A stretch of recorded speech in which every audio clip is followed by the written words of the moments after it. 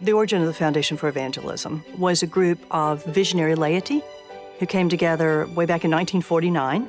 They set our purpose as being diffusing the gospel of Jesus Christ. Our mission today is to promote, encourage, and provide resources for Wesleyan evangelism so that all people are invited into life-transforming relationship with God through Jesus Christ. The Foundation for Evangelism has three major grant focus areas: equipping the local church, raising up gospel leaders, and engaging the ministry of the laity. As we enter our 75th year, I hope that we continue to be a model of the Wesleyan tradition. That is the joy, that is the living, transformed life right now. So, happy 75th anniversary to the Foundation for Evangelism. Visit our website to learn more about how you can be part of this journey, this work to spread the Great Commission all around the world.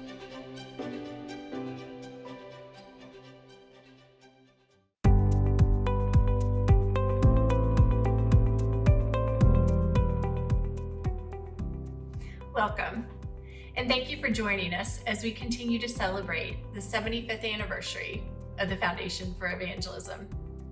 This year we're hosting 3 virtual events to highlight our different areas of grant focus, sharing the amazing opportunities that lay before us as we continue to be a catalyst to equip disciples to share the good news of Jesus Christ.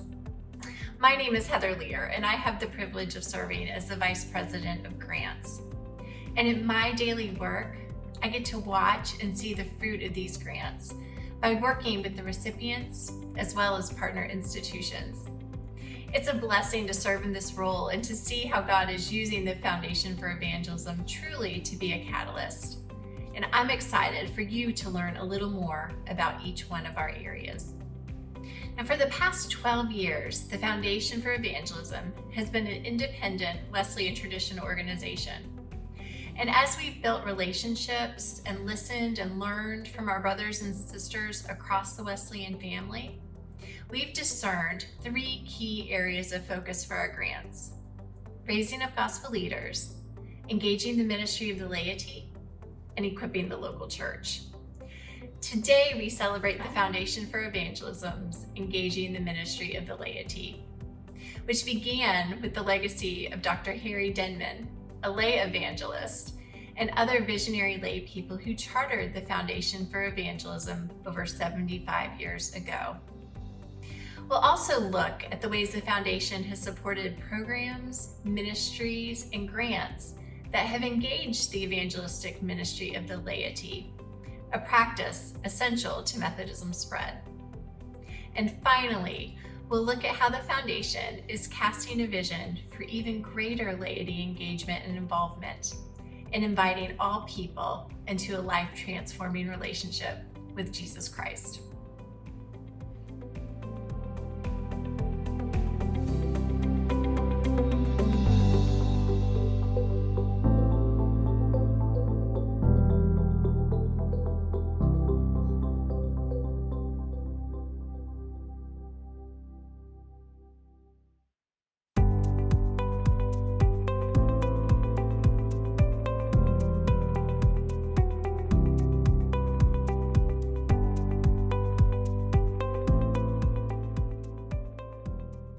When Dr. Harry Denman gathered with a group of lay people who shared his passions, they talked about the necessity to instill a zeal for sharing the gospel of Jesus Christ and the requirement that the church always have the incentive to remember that its purpose was to make disciples of Jesus Christ.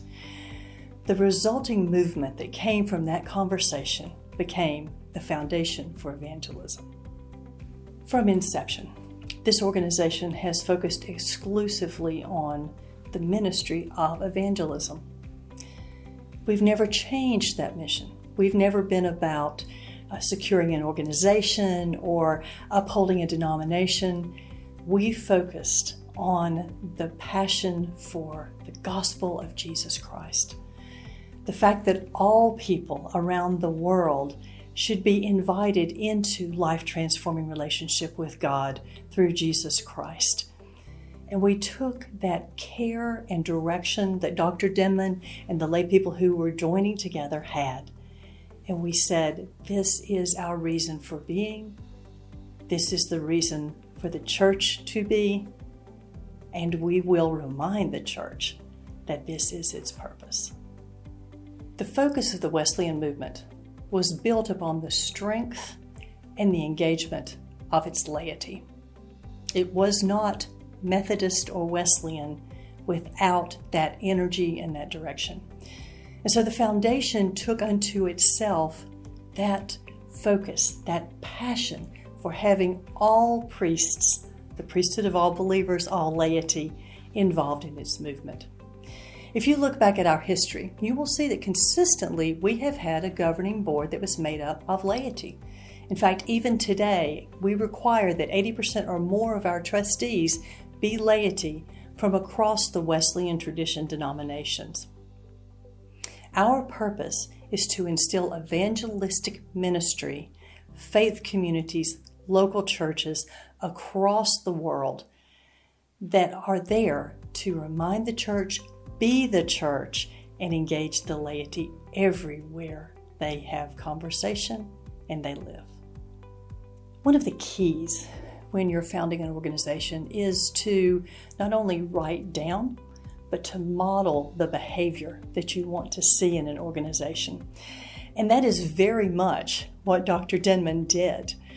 He traveled the world as a lay evangelist.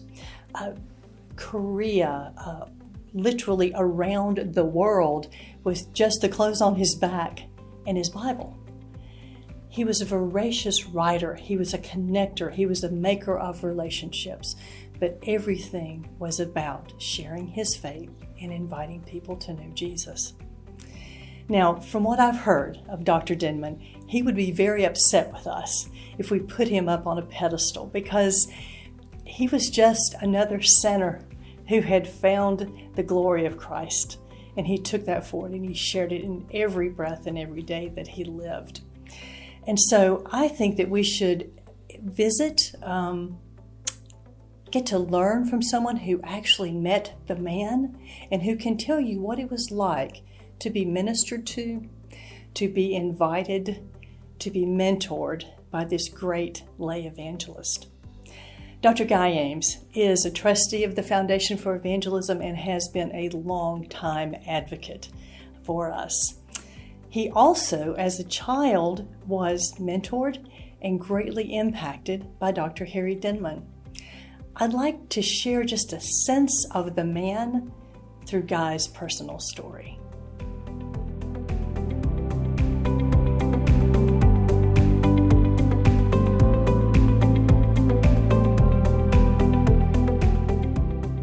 Well, I was 12 or 13 when I first met Harry Denman. My dad invited him to our church. We were in Oklahoma City. And my dad, and I mentioned this earlier, my dad had just in that part of his ministry really come to a transformed relationship with Christ. And so Dad began to invite preachers and speakers to come in. But Harry Denman, of all those that came, just captured my attention and my imagination. And I was just mesmerized by his stories, but more importantly by not just his passion, but the way he would take his belief that Christ had come for all to ordinary people. And he could preach as well as a preacher. But he made the gospel simple, accessible. And I still remember this day, he gave an altar call, just invited people to come forward and pray with him. And it was just packed, and I was there. My voice hadn't changed yet. I offered up some kind of prayer, and he said, "Thank you, sister." I didn't say anything about that. But as he was at our dinner table in our home, he began to tell stories about how he would engage people with the gospel. And that really stayed with me all my life. Then later, when I was in my late teens, my dad was influential in having Harry Denman come to speak at a Methodist men's event. And probably 1,000 men had gathered at one of our church camps. And Harry Denman, taking off his coat, rolling up his sleeves, loosening his tie. He paced a bit when he preached, as I remember. And you could have heard a pin drop as men were hungry to hear that very simple but powerful message that God loved everybody. He sent Jesus Christ, that lives can be changed. And that just had a tremendous impact on me. I was always impressed by a lot of his stories. I remember him talking about going out to a restaurant, and he inevitably would always ask, usually a waitress, but the wait staff, the most unlikely question. You normally would think he would lead with some kind of word from on high or wisdom, but he would always say to the wait staff, "Let me ask you something," and they would say yes. He said, "Would you pray for me?" And that just cut through any kind of pretense, and that individual would usually say, "Well, what can I pray for you about?" And then that would turn into a conversation about their own spiritual life. And time again, he would have an opportunity to invite people into a relationship with Jesus Christ through that simple invitation, "Pray for me." I was always impressed as he would tell stories about using his eccentricity of not owning a car so that he would have people driving him places, or he could sit next to someone on a bus and he would engage them in conversation.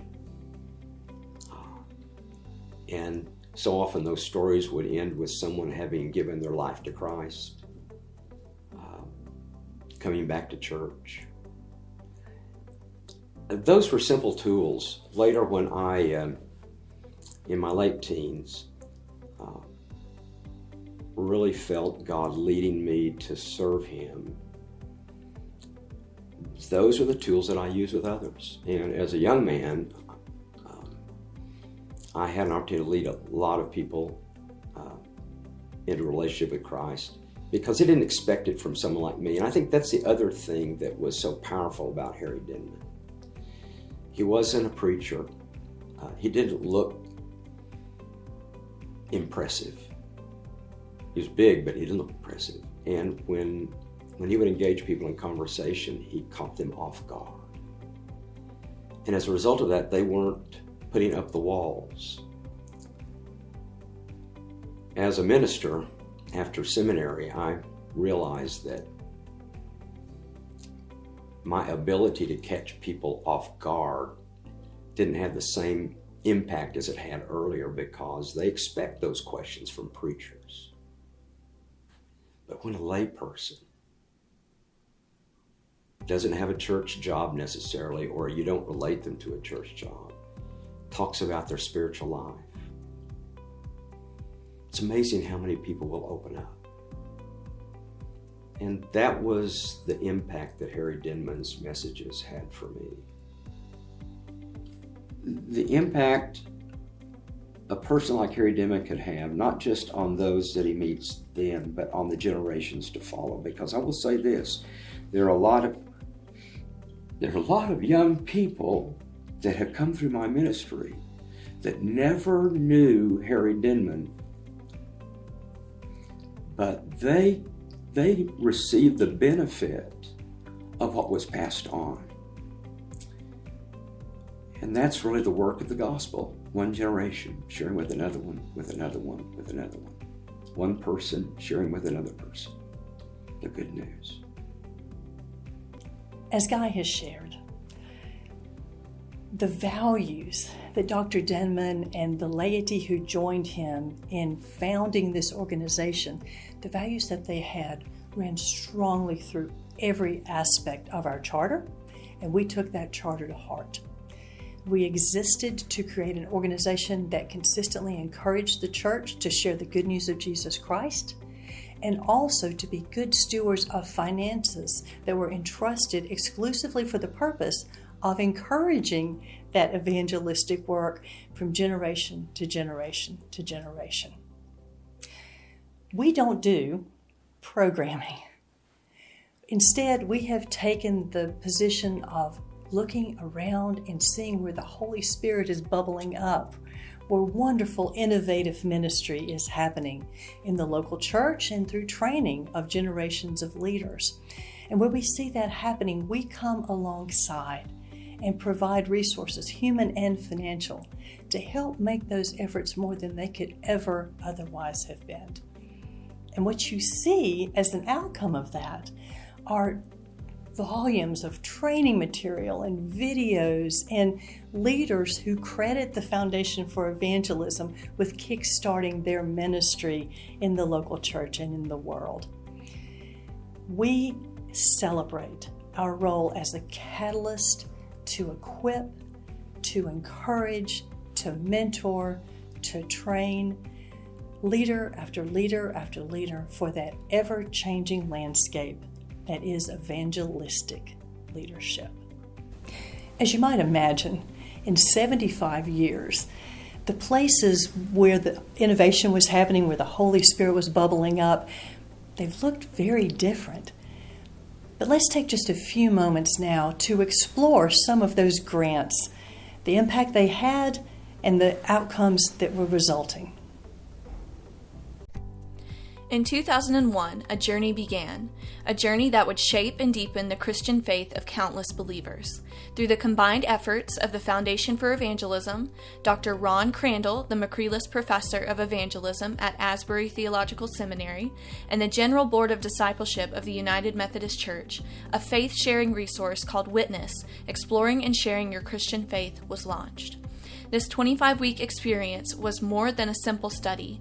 It was a challenging hike through the landscape of faith. Participants were invited to discover more about themselves, God's purpose for all creation, and their own role as disciples of Jesus Christ. The goal was to integrate faith into every aspect of life. Another significant initiative, Discover God's Call, emerged to help laypersons explore how God has called and equipped them to be witnesses in their workplaces, church, and daily lives. Based in local churches, this program encouraged congregations to focus on their existing ministries and explore how they could enhance their mission to invite and transform both the church and community. From 2000 to 2008, almost 4,000 laity were equipped through Discover God's Call, flourishing under the guidance of dedicated volunteers across the United States. They understood that in the body of Christ, every member is a minister, uniquely gifted to serve. The Foundation's commitment to laity continued with the Harry Denman Evangelism Award in 1980. This award celebrates the partnership between laity and pastors as they work together to form disciples in the local church. From its inception to today, 1,744 laypeople and 112 youth have been honored for their evangelistic contributions across United Methodist conferences in the U.S. One memorable story from this award's history is that of Bob Carpenter, the first layperson to receive the award. His daughter, June, nominated him for his steadfast faith and everyday witness to the love of God. What greater testament to a father's faith than having it acknowledged and celebrated by his own child? Now, as we move forward, the legacy of the Harry Denman Evangelism Award will be reimagined and revitalized to reach, celebrate, and equip lay evangelists across the Wesleyan Methodist tradition. In the ever-evolving landscape of ministry, the role of lay leaders has become more crucial than ever. Recognizing this need, the Foundation provides innovation grants to support and empower certified lay leaders. These grants are designed to invite, equip, and launch lay leaders who are passionate about making a difference in their communities. Programs like the Adventurers Leadership Academy at United Theological Seminary are at the forefront of this movement.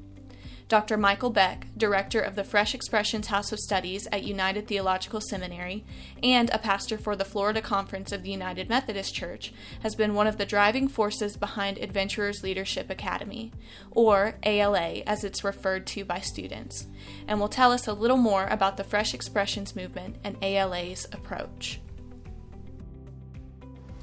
I'm Michael Adam Beck. I'm a pastor and a professor and a director of the Fresh Expressions movement in the United States.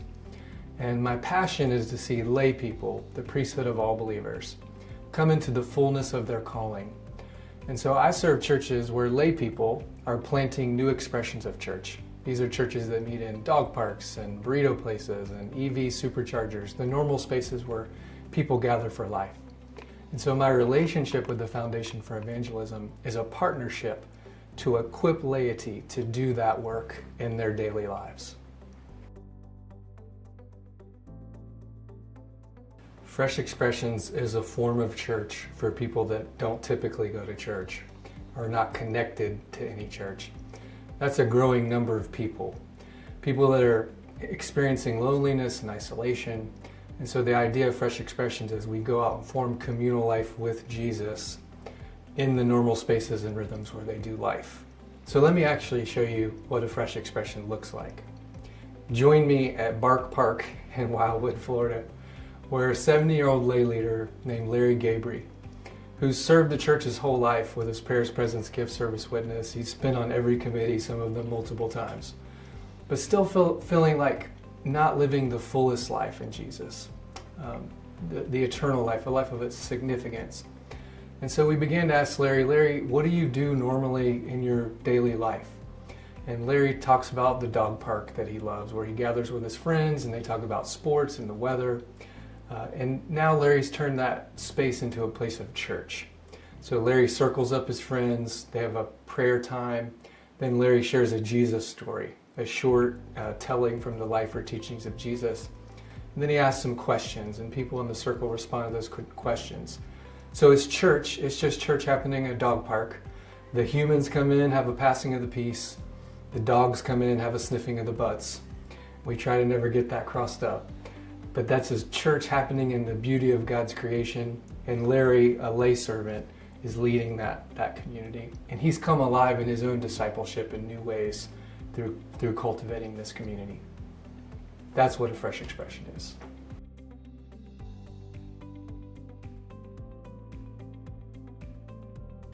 So the grant allowed lay people who sometimes can't find the funding to travel and to do the things that some of our trainings require. A key aspect of our training is what we call immersions. And so we gather people in hub sites where these new communities are kind of emerging. So it's one thing to talk about these communities theoretically or show slides or videos. It's another thing to actually be in the space as a Fresh Expression is unfolding, as people are hearing the gospel for the first time and responding to that. So the grant allowed lay people to participate in this, to travel and to be part of these immersions. It also diversified our ability to reach lay people with this kind of training, which usually tends to be kind of clergy-centric because clergy have resources and things that lay folks don't sometimes.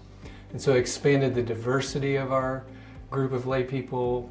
It expanded their knowledge on how to do these things. And it expanded the seminary's reach, which usually is focused on preparing clergy.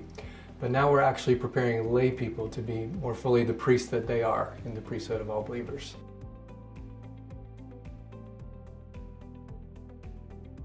So evangelism, sharing Jesus, can be a really intimidating thing. And people have different spectrums of introversion or extroversion. And not everybody feels comfortable to just, hey, here's a gospel opportunity. So what we do is we do some training around Jesus stories, how to prepare them, how to tell them. We teach simple things like, how do you tell this Jesus story from your own life experience in 3 to 5 minutes? Why does this Jesus story resonate with you? How has it changed your life? And then ask some questions. And then the key thing about what we do in Fresh Expressions is we do it in a team-based way. So the pressure is not on any one person to be the evangelist. It's a community in which Jesus is the center of that community. We're just convening conversations in a circle of equals, and we're trusting Jesus to be in the middle of that. So not any one person has to be the person who, converts someone or does the evangelistic moment. That's happening together in a community as a team. And so what we teach in Fresh Expressions is, do you have a partner or two or three to do this with? So you share that responsibility. And then you do it through a person of peace, which is in Luke 10, 1 through 9, where Jesus says, go out, find that person of peace. So somebody who's incarnational to that community is part of our partnership in that. So we're not coming into hostile territory with people that we don't know.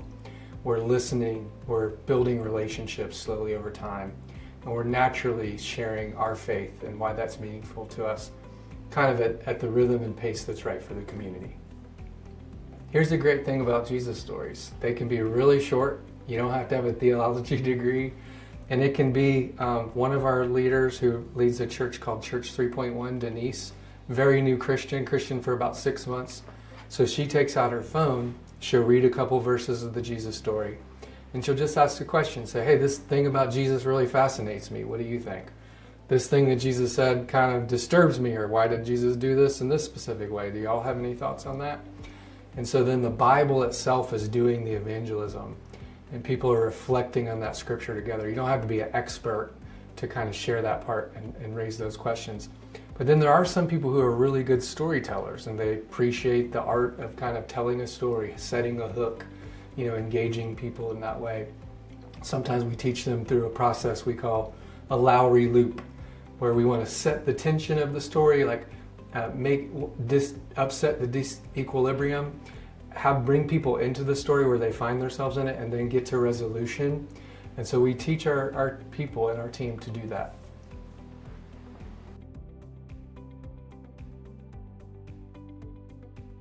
I see it in the ways that the foundation has already invested in the Fresh Expression movement and other similar movements. And where I see great hope today is we have a really massively spiritually open generation. Some have called this the open generation. People that are saying, I'm spiritual but not religious, I'm open to a relationship with God, but not necessarily the church. The church has kind of a bad rap. But what the foundation is doing is helping people tell that story in compassion-centered, trauma-informed, contextual ways that aren't sketchy or aggressive, or that collapse evangelism into some idea that it's about a post-mortem destiny, but are really inviting people into the fullest possible life in Jesus now. And that gives me great hope, because I see young people, I see very diverse people part of this movement, and it's expanding in ways that we probably don't expect as the institutional church, and those of us that are really invested in the Heritage Church, but it is the Church of Jesus, and it's springing up in every nook and cranny of life.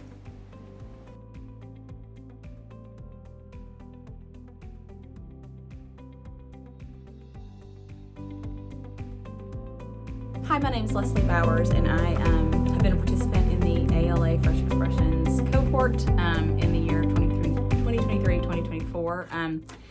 And just want to tell you a little bit about my experience and how it has helped me in my ministry, how it is continuing to help me in my ministry as I work on developing Fresh Expressions. I am laity. I am church staff, but not a pastor. And generally speaking, we like at our churches for our laity to lead. There needs to be laity ownership in most ministries. It should not all be staff and pastoral led, partially because of just burnout and timeability. There's just only so much time and energy that our pastors have to give towards ministries. But also, you need your laity involved in projects, because that shows you that that is the heart of your church. It's not something that you're forcing on your community, but again, something that you're listening to and finding the passions of the people in your church and the people in your community. This certification has helped prepare me for this ministry and shape me, mostly in that it has shown me over and over and over again multiple examples of what Fresh Expressions can look like. For years, when we would talk about Fresh Expressions, mostly all I ever heard about was dinner church. And so that's what people said, like, Fresh Expressions is just dinner church. And it can be dinner church, but I've also seen it be Ministry for those who are unhoused. I've seen it be ministry that involved showers and washing machines for those who are unhoused. Giving them a meal, but also inviting them into worship, or just to tell Jesus stories, just to share stories about life and ask deep questions and hard questions. I've seen it be worship services and meals for those who are in recovery. I have seen it be a myriad of different things, which has been helpful to remember that it's not a specific thing. It's more listening to your community and finding out what do they need. So it has also helped shape me just in meeting friends who are also interested in finding new ways to share God with the world.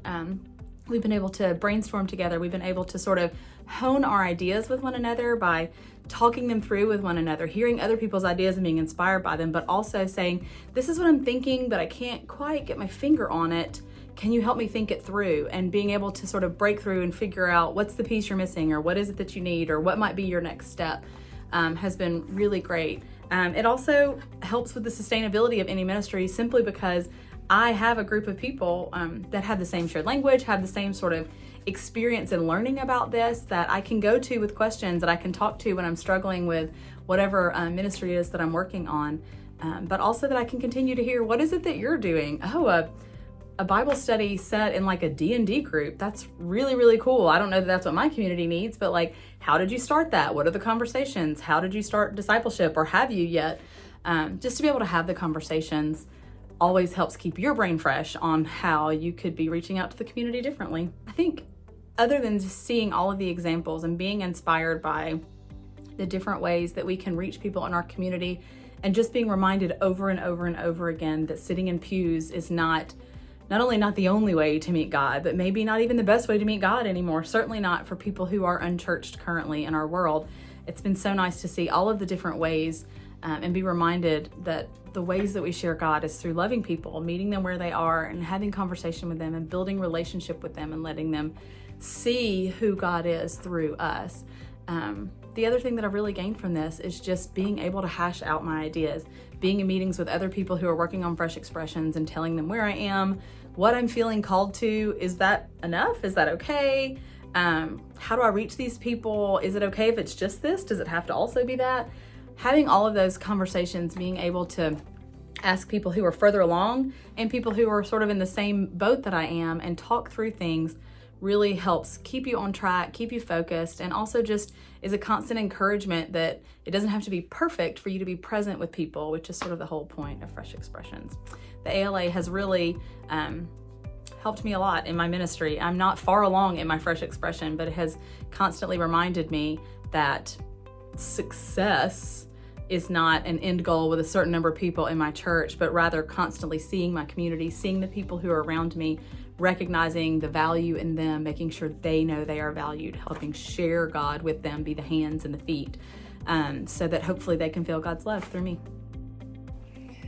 It has been my honor and my privilege to work with the Foundation for Evangelism as a layperson, and to celebrate with all my brothers and sisters across the world, to know that together we can be the catalysts to equip disciples to share the good news of Jesus Christ.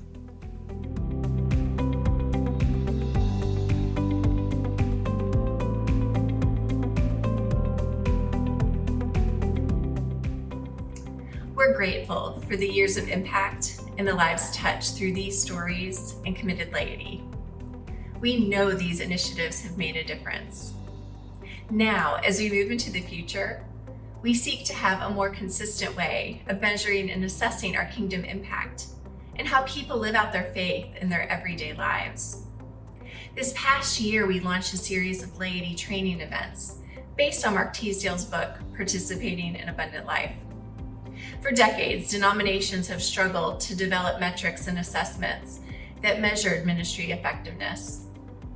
While there definitely were individual and community transformations included in these numbers, more often than not, these metrics measured activity and just busyness. Participating in Abundant Life is based on John 10 and examines how those of us seeking to follow Jesus participate in and share the holistic abundant life offered by the Good Shepherd. Through this training, laity are invited to examine both their individual and congregational practices and assess how these are addressing the physical, emotional, social, and spiritual needs of their neighbors, using language and framework that's accessible to both longtime Christians and those who might be exploring the faith for the first time and want to make the world a better place. After attending this training, congregational lay leaders are invited to lead their church through a study guide introducing the Abundant Life framework for ministry and develop new metrics for their congregations that will measure impact and how to tell transformational stories in a new way. Following completion of the study guide, congregations can move into our new cohorts that are part of our third grant focus area, equipping the local church. Over the past 3 years, our Equipping the Local Church initiatives have tied together all 3 of our granting priorities.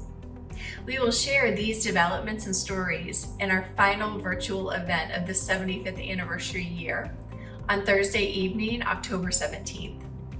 Please register and plan to join me.